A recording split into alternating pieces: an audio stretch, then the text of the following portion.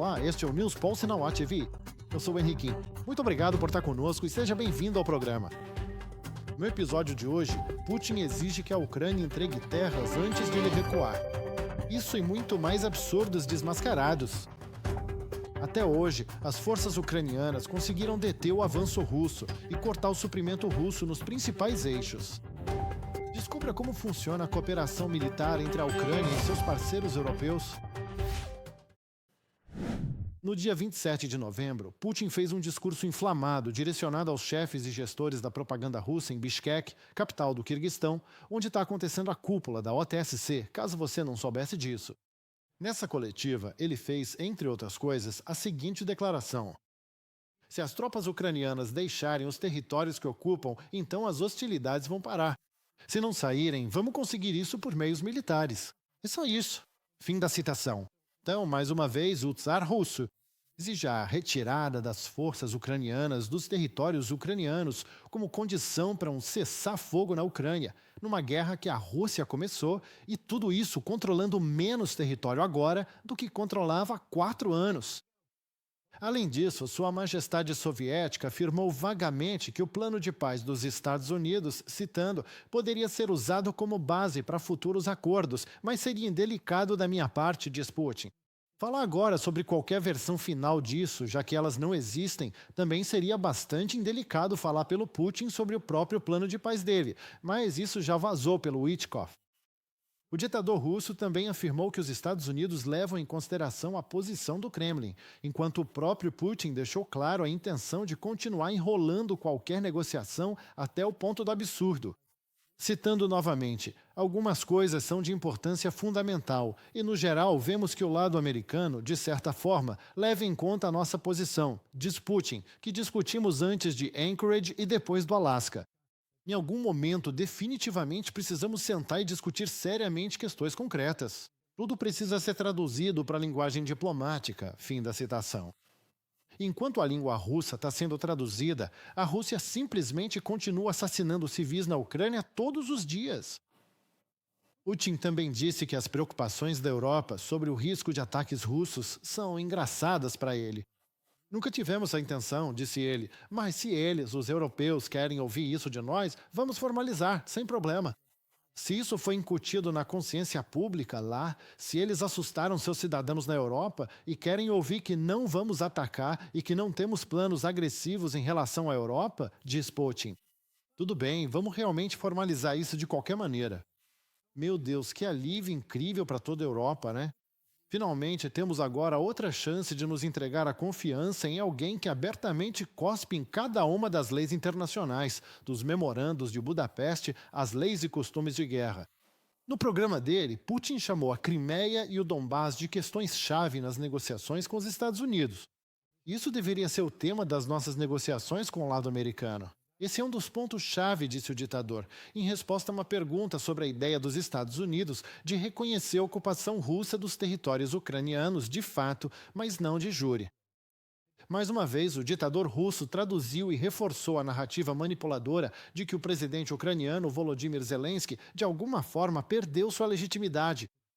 Segundo Putin, assinar qualquer documento com a liderança ucraniana é inútil. Queremos chegar a um acordo com a Ucrânia no final das contas, mas agora isso é praticamente impossível, e impossível legalmente, ele disse. Quem quer que seja entre eles que possa ou queira que conduza as negociações. O que precisamos é que nossas decisões russas sejam reconhecidas internacionalmente pelos principais atores internacionais. É só isso, disse Putin. Mas o problema é que não é só isso, nem de longe.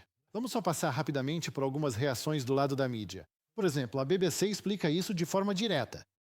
Putin reforça suas exigências por território ucraniano antes das negociações com os Estados Unidos em Moscou, recordando a esperada visita ao Kremlin de Steve Witkoff, enviado especial de Donald Trump, citando a declaração de Putin de que a Rússia só deporia as armas se as forças de defesa da Ucrânia se retirassem do território reivindicado por Moscou. A BBC lembra que Putin há muito insiste no reconhecimento legal dos territórios ucranianos que a Rússia tomou à força. Então, para Kiev, que já descartou abrir mão das partes de Donbás que ainda controla, recompensar a Rússia de qualquer forma por sua agressão é simplesmente inaceitável. A CNN destaca que as novas declarações de Putin são um indício mais forte até agora de que a Rússia não está pronta para qualquer mudança nas negociações de paz, mesmo enquanto altos funcionários do ZEUAN, incluindo o próprio Trump, falaram sobre um progresso tremendo, como ele disse, nos esforços para acabar com a guerra. Não há nenhum progresso desse tipo visível, e tudo que a Rússia produz é destruição em tudo que toca, e depois falsifica para disfarçar. E é assim que o The Guardian interpreta as declarações do ditador russo. Putin insiste que a Ucrânia abra mão de território antes que qualquer acordo se torne possível. As declarações inflexíveis do ditador russo, nas quais ele novamente chamou Volodymyr Zelensky de ilegítimo, sugerem que, apesar do otimismo da Casa Branca, quase não há sinais de avanço nos principais impasses necessários para acabar com a guerra. Para adicionar um toque final de absurdo aqui, a embaixada ucraniana em Bishkek, no Quirguistão, onde Putin falava basicamente para si mesmo, foi coberta com uma enorme tela. Quero dizer, literalmente. Provavelmente para não incomodar o czar russo com a bandeira ucraniana tremulando, ou talvez ele simplesmente tema isso como um vampiro teme a luz do sol. Bem, a embaixada fica exatamente ao lado do Palácio Presidencial, onde Putin estava programado para visitar. O serviço de imprensa do presidente do Quirguistão explicou isso como novos elementos de protocolo. Acho que, com tudo isso, você realmente deveria ter entendido apenas duas coisas simples sobre o Putin. Quão frágil é o ego do ditador russo se até mesmo a visão de uma bandeira ucraniana tremulando faz explodir de raiva? E, em segundo lugar, esse é exatamente o verdadeiro plano do Putin: fazer a Ucrânia simplesmente desaparecer.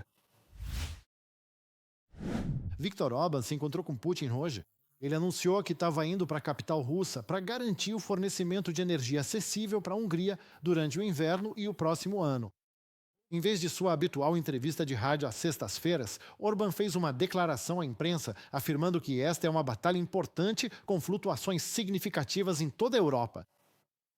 Mas os preços continuam a subir, algo que ele acredita está impondo um grande fardo às famílias e à economia. Em toda a Europa Ocidental. Atualmente, a Hungria possui os preços de energia mais baixos da Europa. Isso ocorre porque temos acesso a petróleo e gás russos baratos, que são acessíveis em comparação com os preços internacionais, disse Orbán. O ministro das Relações Exteriores da Hungria, Péter Szijjártó, também está viajando com Orbán. Bem, acho que é exatamente nessa unidade que Orbán e Szijjártó estão calculando os valores humanos de liberdade e soberania, em gás russo barato. Eu não tenho dúvidas de que, se fosse a guerra da Hungria pela sobrevivência e liberdade, Orbán e Zetter argumentariam contra qualquer resistência ou opressão, dizendo: queremos paz, amamos a paz, somos totalmente a favor da paz e realmente não importa se a bandeira russa está hasteada sobre a Hungria, desde que o gás russo barato continue chegando. A Hungria está interessada na paz. E esperamos sinceramente que as iniciativas de paz anunciadas recentemente levem, no fim das contas, a essa tão desejada paz. Nossa reunião de hoje me dá a oportunidade de confirmar, senhor presidente, que a Hungria está pronta para oferecer um local para tais negociações e está disposta a apoiar a conclusão bem-sucedida desse processo. Viktor Orbán, primeiro-ministro da Hungria. E falando da Rússia, a noite de 28 de novembro foi bastante tensa por lá. Drones atingiram alvos importantes dos ocupantes em várias regiões do país. Saratov e Engels foram atacadas. Mais uma vez, os canais do Telegram relatam explosões e clarões, enquanto o Ministério da Defesa russo afirma ter derrubado 136 drones ucranianos só durante a noite. As forças de defesa da Ucrânia atingiram a refinaria de petróleo de Saratov. O Estado-Maior das Forças Armadas da Ucrânia confirma que a refinaria fornecia combustível e outros recursos para o exército russo. Bem perto de Svartov, as duas bases aéreas militares inglesas localizadas ali são de onde os bombardeiros russos decolam para bombardear a Ucrânia todas as noites. Uma refinaria de petróleo local também foi alvo. Além disso, um depósito de drones no aeródromo de Saki, na península da Crimeia, temporariamente ocupada, foi atingido. Instalações de defesa aérea, assim como um hangar que abrigava drones Orion e Forpost, foram destruídos. Um posto de comando e controle e um caminhão militar também foram atingidos. Além disso, áreas onde o pessoal inimigo estava concentrado, junto com depósitos de combustível nas regiões de Donetsk e Luhansk, foram atacadas com sucesso. Enquanto isso, o campo de batalha continua ativo, com as forças ucranianas tendo interrompido o avanço russo perto de Rulaipólia. De acordo com o comando das Forças de Defesa do Eixo Sul, a situação lá estava muito tensa e perigosa para nossas forças nos últimos dias, com o exército russo realmente fazendo algum progresso lento. No entanto, a situação agora se estabilizou. O avanço do inimigo foi interrompido pelo 33º Regimento de Assalto Separado e por unidades mecanizadas adjacentes. A linha de frente perto de Rolaipole está atualmente sob controle ucraniano, segundo o comando da Frente Sul. As forças de defesa ucranianas conseguiram cortar as tropas russas de suas linhas de suprimento em Kupiansk. Além disso, as unidades inimigas que entram na cidade ficaram bloqueadas em seus distritos do norte. Segundo Viktor Trehubov, porta-voz do Grupo de Forças Conjuntas, o número de tropas russas na cidade está diminuindo gradualmente e os reforços não estão chegando até eles, pois estão simplesmente sendo destruídos antes de chegar. De acordo com Trehubov, o inimigo está tentando agir ativamente não dentro da própria cidade, mas ao redor dela, tentando contornar as posições de defesa ucranianas. E o Instituto para o Estudo da Guerra agora está convencido de que a Ucrânia é capaz de parar completamente o avanço das forças russas se receber ajuda militar suficiente dos parceiros ocidentais. Analistas observam que as tropas ucranianas infligiram perdas desproporcionalmente altas à Rússia em comparação com seus ganhos. Como resultado, o exército russo é forçado a se engajar apenas em uma guerra de posições. Os analistas também destacam que as sanções dos Estados Unidos e de outros países ocidentais estão influenciando a situação nas linhas de frente. Como a cooperação militar entre a Ucrânia e seus parceiros europeus realmente está funcionando, minha colega Yulia Krenovska vai explicar em detalhes para você. A Letônia vai destinar 15 milhões de euros para a coalizão de drones em 2026, afirmou a ministra das Relações Exteriores do país, Baiba Braji. Precisamos ter certeza de que a Ucrânia pode se defender. Por isso, mais de $500 milhão está sendo direcionado para a defesa, para a proteção da energia. No próximo ano, vamos destinar 15 milhões de euros para a coalizão de drones para garantir potencial suficiente e também para que as pesquisas científicas e inovações mais recentes sejam implementadas no campo de batalha. Há 2 dias, destinamos mais 5 milhões de euros para fornecer outras capacidades e recursos adicionais para a reabilitação de militares ucranianos no país. A Letônia é um dos 20 países que participam da Coalizão de Drones, uma associação internacional cujo objetivo é fornecer à Ucrânia veículos aéreos não tripulados, sistemas de guerra eletrônica e de supressão eletrônica, além de tecnologias para aumentar o potencial ofensivo das Forças Armadas. Outro participante da Coalizão de Drones é o Reino Unido, que também está pronto para fortalecer o céu ucraniano. Kiev e Londres assinaram um acordo de licenciamento para a produção dos drones interceptadores ucranianos Octopus. Este é um precedente histórico e o próximo passo importante que permitirá que os interceptadores ucranianos, que já provaram sua eficácia no combate aos Shahed, sejam produzidos no Reino Unido. Está planejada a produção em massa dos interceptadores, que pode chegar a vários milhares por mês. Os equipamentos fabricados serão transferidos para a Ucrânia para fortalecer a proteção do nosso céu. Agradeço aos nossos parceiros britânicos pela cooperação, confiança e contribuição para o fortalecimento da nossa defesa aérea.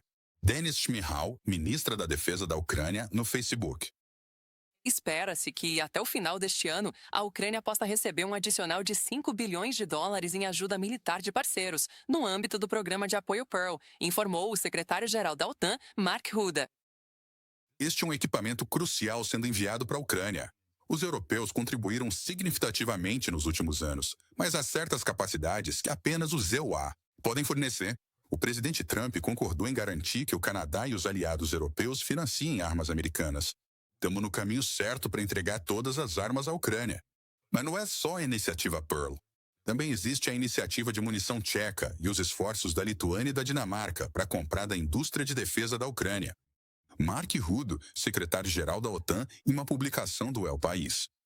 A Ucrânia também está ampliando sua própria produção de armas. Kiev continuará expandindo a produção de drones interceptores e planeja produzir de forma independente sistemas de defesa aérea de curto e médio alcance, informou o presidente Volodymyr Zelensky. Financiamento de interceptores, volumes de produção, acordos com nossos parceiros, controle regular do Ministério da Defesa e do Comando Militar sobre tudo, e a produção deve ser aumentada ao máximo. Separadamente, defesa aérea de curto e médio alcance.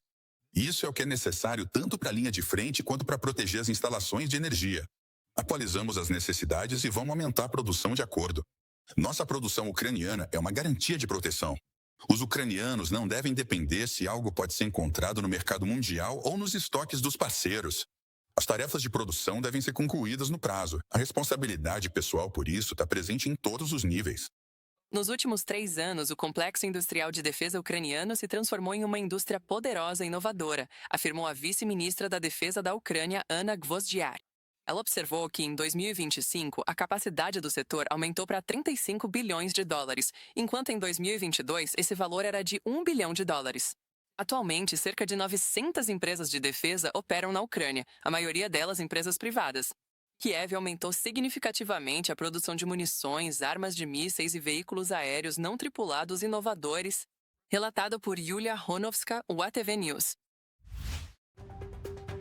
Bom, parece que isso é tudo por hoje. Na verdade, por essa semana. Vamos ver o que a próxima semana reserva para todos nós. Eu sou o Rick Henry. Muito obrigado pela sua atenção e por apoiar a Ucrânia.